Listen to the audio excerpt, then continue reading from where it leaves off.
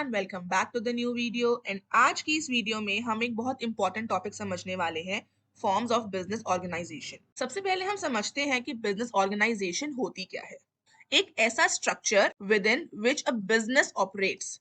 कोई भी जब हम काम करते हैं तो हम एक स्ट्रक्चर फॉलो करते हैं, ठीक है। कुछ लोग होते हैं जिसमें ओनरशिप होती है, उनकी रिस्पॉन्सिबिलिटीज है, प्रॉफिट और लॉसेस हम कैसे शेयर करेंगे, हम किस तरीके से काम करेंगे। बिजनेस ऑर्गेनाइजेशन एक टाइप का स्ट्रक्चर है जिसमें कोई भी एक बिजनेस ऑपरेट करता है। अब या तो हम अकेले काम कर सकते हैं, सोल प्रोप्राइटरशिप, या फिर अगर कोई फैमिली बिजनेस है, ठीक है, मेरे फादर, मेरे ग्रैंडफादर, ग्रेट ग्रैंडफादर, उनका कोई बिजनेस है जो मैं आगे लेकर जा रही हूँ, तो मैं उसमें काम कर सकती हूँ। It will be joint Hindu family business. या फिर मैंने, मेरे फ्रेंड ने सोचा कि हम एक अपना बिजनेस स्टार्टअप स्टार्ट करेंगे, सो हमने क्या किया, हमने पार्टनरशिप में काम करना शुरू किया। या फिर I can work in a cooperative society, या फिर एक जॉइंट स्टॉक कंपनी में। हर बिजनेस ऑर्गेनाइजेशन का अपना एक पर्पस और इम्पोर्टेंस है। Now what I want to do, ये मुझे डिसाइड करना है डिपेंडिंग अपॉन उनके मेरिट्स और डीमेरिट्स क्या है। तो सबसे पहले हम समझते हैं सोल प्रोप्राइटर क्या होता है। एक ऐसा बिजनेस जो ओन्ड भी और ऑपरेट भी एक सिंगल पर्सन के द्वारा किया जाता है, ठीक है। There is no difference between business and the owner. दोनों को हम एक ही एंटिटी मानते हैं।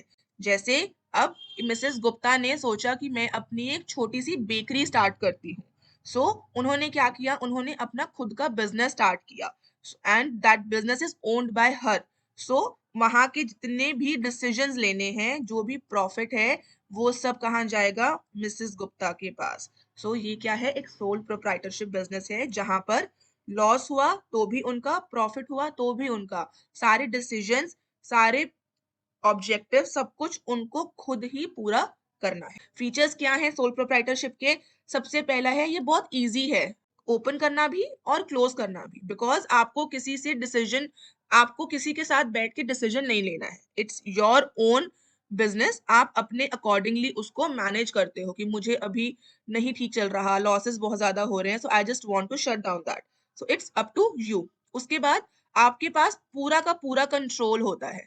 सारे डिपार्टमेंट, सारी responsibilities, duties, everything is controlled by the owner.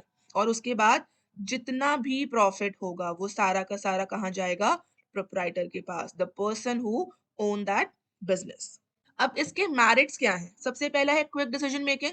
मुझे किसी और से पूछना नहीं है, मुझे जो ठीक लग रहा है, मुझे जो अच्छा लग रहा है अपने बिजनेस के लिए, मैं वो डिसीजंस लेती जाऊंगी। उसके बाद है confidentiality of business information. When there is no other person in the business, तो जितने भी डिसीजंस हैं, जितनी भी कॉन्फिडेंशियल बातें हैं, वो सारी कहाँ रहेंगी, सिर्फ मेरे तक जो ओनर है। और उसके बाद बहुत लो कॉस्ट ऑफ सेटअप है। अब डीमेरिट क्या है। देखो, जब हम अकेले काम करते हैं तो जो हमारे रिसोर्सेज है ना, वो लिमिटेड होते हैं, क्योंकि जो मेरे रिसोर्सेज हैं वही मैं अपने बिजनेस में लगा सकती हूँ। अनलिमिटेड लायबिलिटी है। पर्सनल जो मेरे एसेट्स हैं वो भी रिस्क पर हैं। क्यों? क्योंकि there is no difference between the owner and the business. So owner के जो भी पर्सनल एसेट्स, पर्सनल लायबिलिटीज हैं, वो सारी की सारी बिजनेस की भी हैं। उसके बाद है lack of continuity. In any case जो ओनर है उनको कुछ हो जाता है और कोई भी टाइप की मिस हैपनिंग होती है, सो ये पूरा जो है हमारे बिजनेस को अफेक्ट करेगा। सो ये है सोल प्रोप्राइटरशिप के डीमेरिट्स। इसके बाद आता है Hindu joint family business.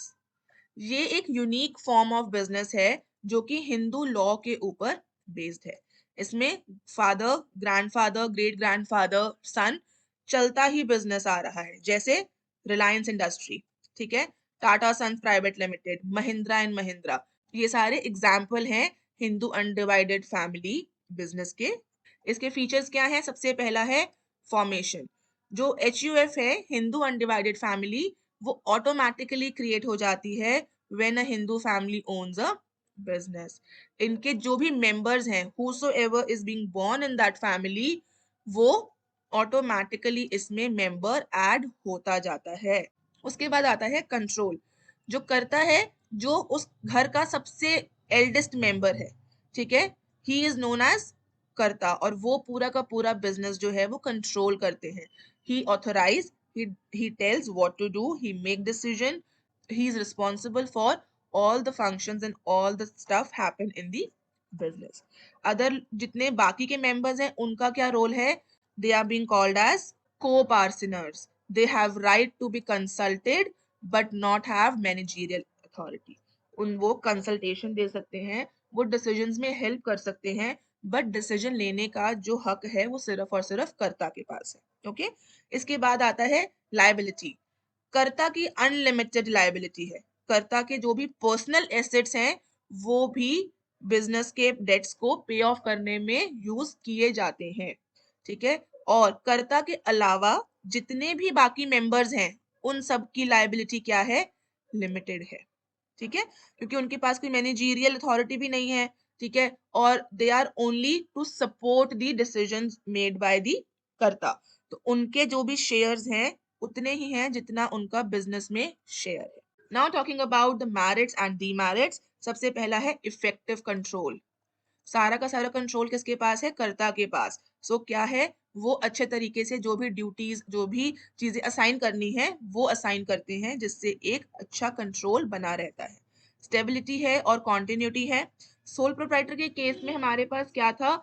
Stability नहीं थी। क्यों? इन एनी केस अगर सोल प्रोप्राइटर को, जो ओनर है, उनको कुछ हो भी जाता है तो वो जो बिजनेस है वो अफेक्ट होगा, बट एचयूएफ के केस में वो बिजनेस अफेक्ट नहीं होगा। उसका रीजन क्या है? उसका रीजन यही है कि इन एनी केस अगर कर्ता को कुछ हो भी जाता है तो जो भी नेक्स्ट मेंबर है वो कर्ता बन जाते हैं। मेंबर्स की लिमिटेड लायबिलिटी है, तो जो उनकी पर्सनल बिलोंगिंग्स हैं वो स्टेक पे नहीं है। ओके, इसके बाद डीमेरिट क्या है? सबसे पहला है इनके भी जो रिसोर्सेज हैं वो लिमिटेड है। लिमिटेड मैनेजरियल स्किल है, क्योंकि सारा का सारा जो कंट्रोल है वो कर्ता के ही पास है। उसके बाद है पोटेंशियल फॉर कन्फ्लिक्ट।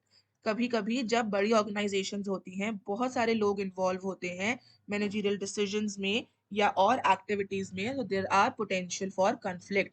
क्योंकि जब दो या दो से ज्यादा लोग किसी एक काम को करने के लिए बैठते हैं, तो ऐसा कभी जरूरी नहीं होता कि सबके थॉट्स एक ही डायरेक्शन में जाए। सो एचयूएफ का ये डीमेरिट भी है कि there are potential for conflict. So students, ये था एक simple explanation of this topic. I hope अब आपको इस टॉपिक का कॉन्सेप्ट क्लियर हो गया होगा। डिटेल्ड नोट्स, रिविजन नोट्स और क्रैश कोर्सेज के लिए सनराज एजुकेशन को ज्वाइन करें। Don't forget to like, share and subscribe. मिलते हैं नेक्स्ट वीडियो में।